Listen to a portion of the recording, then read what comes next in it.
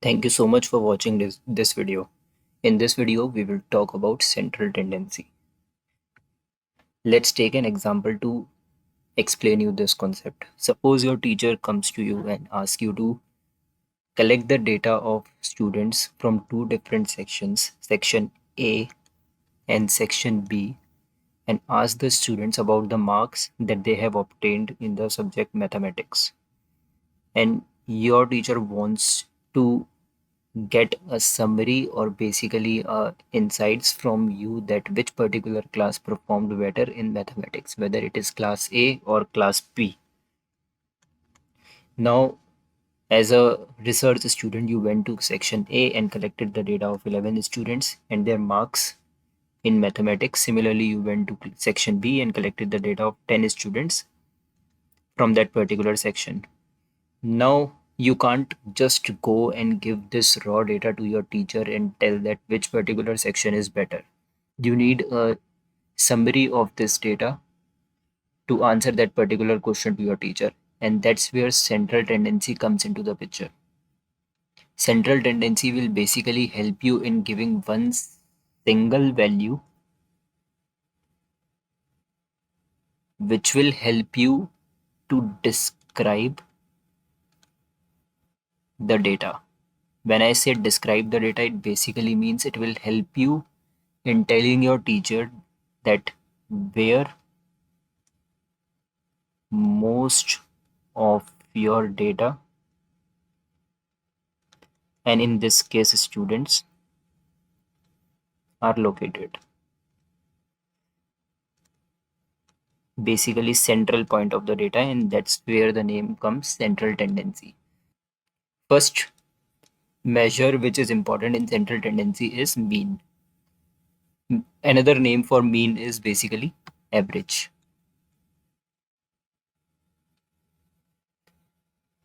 We also call mean basically average, and how we calculate mean is nothing but sum of values of all observations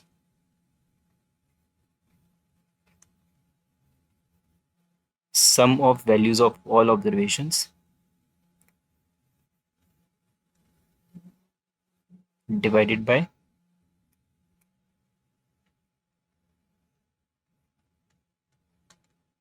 total observations.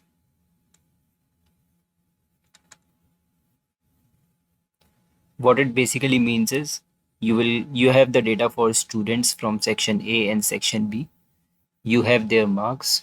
You know what are the total number of students for which you have collected the data. What you will do is you will just sum these values, which is coming out to be 606 in section A, and you will divide it by 11 because these are the number of students that you have in section A, and after that you will get this value which is 55.1.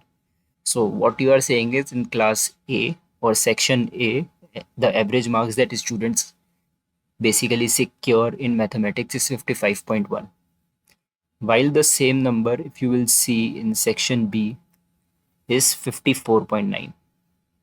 So from mean or on the basis of mean, you will go and tell your teacher that section A is better than section B because the average marks that section A is getting is greater than average marks that section B is getting. If this is clear, then let's proceed. Now suppose you went to your teacher and gave you this and you gave this result to your teacher. In return, what teacher did was she created a chart which is similar to this.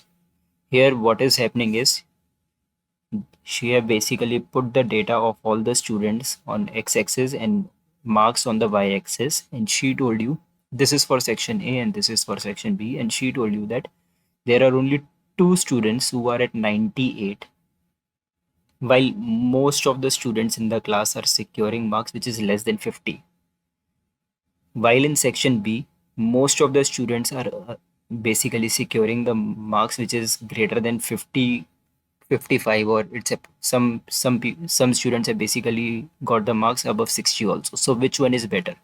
Just because these two students are earning 98, can we say that the extreme or not extreme basically. Can we say that section A is better than section B or not? So that is the question that teacher gave back to you. And from that's where we will move to our next topic, which is called median. This is the second measure of central tendency. Basically, what happened here is because of these two extreme values, your mean is basically inflated and giving you slightly wrong picture.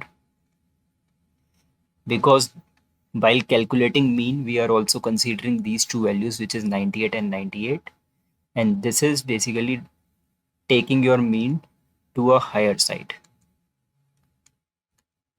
which is not exactly the correct picture because rest of the students are securing even less than 50, while in this case most of the students are securing more than 50. So this is not the true or accurate picture of the class or how the class is performing. To secure or to basically not secure, to solve this particular problem, we do have a second measure of central tendency, which is called median.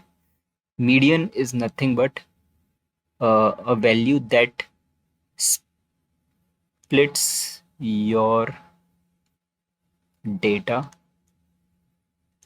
into two equal halves.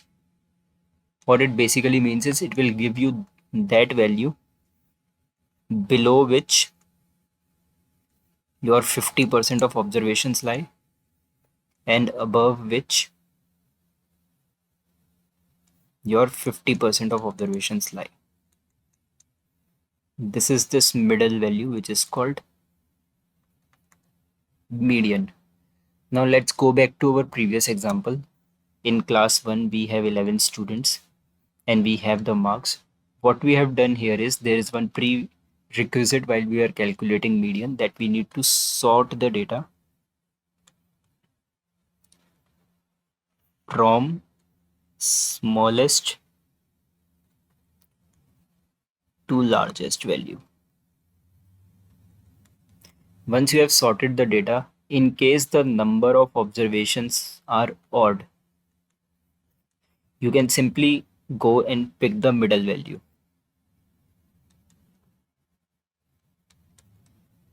In this particular case, you have sorted the data and the middle value is coming out to be 48.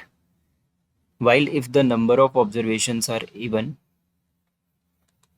you will take the average of middle two values. In this case, four values are here, four values are here, the middle two values are this 54 and 55, and average is coming out to be 54.5, which is nothing but 54 plus 55 divided by 2.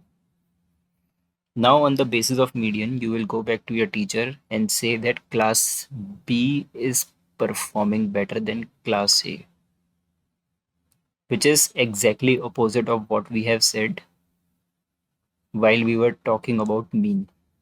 In case of mean, we are saying that class A is better than class B, while in case of median, we are saying that class B is better than class A.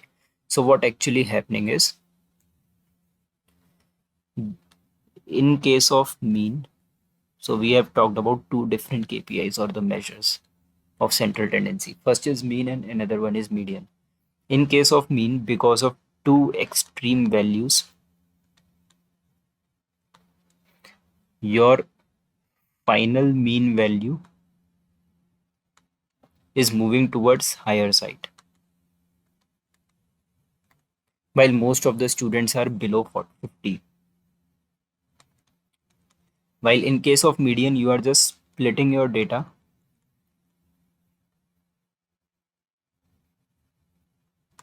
into two halves.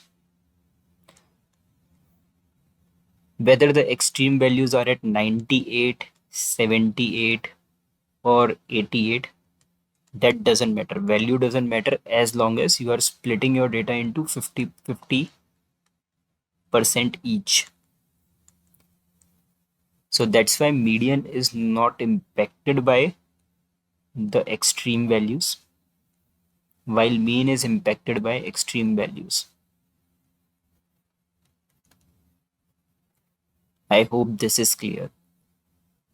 Now, the third measure of central tendency is mode. Mode is basically the observation which is occurring most frequently in data slash distribution. For example, in this case, we have 10 students, and this is another example. The numbers are slightly different. In this case, we have 10 students, and if you will see, there are two students who have earned 45, while the frequency of all other marks is 1, 1, 1, 1, 1. In this case, the mode will be 45. Again, based on definition, what we are saying is mode is that observation or that value which is occurring most frequently in the data. All the values are occurring only once, only 45 is occurring more than once or the highest number of times. So this is called mode. And this basically signifies which observation is repeating most of the time in the data. In this case, 45 is getting repeated two times while all the data is just once. So this is the definition of mode. In another example here, you will see there are two observations which have frequency of 2. When I say frequency, it's basically the number of times this value repeats.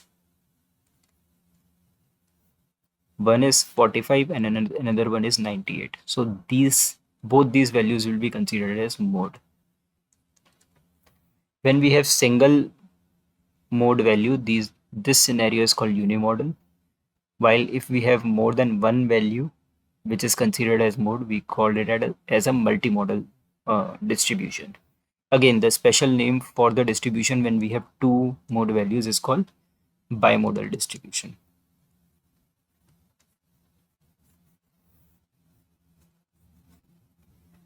I hope all the three measures of central tendency are clear to you. Just to repeat, first of all, we talked about mean, then median, and final one is mode. One last point that I forgot to mention is if you are calculating mean for population, then there is a slightly different symbol for it, which is called mu is equal to summation of x divided by n. This value is basically saying sum. X is all observations. So it basically telling you summing all the observation values of all the observations and divided by n, capital N, which stands for number of observations in population. While if you will calculate mean for a sample, then you have slightly different notation, which is called sample mean. Numerator remains same, but in denominator it's small n, and small n represents number of observations in sample. I hope you liked the video. In case of any concerns, please feel free to put your questions in the comment sections, and please like, share and subscribe.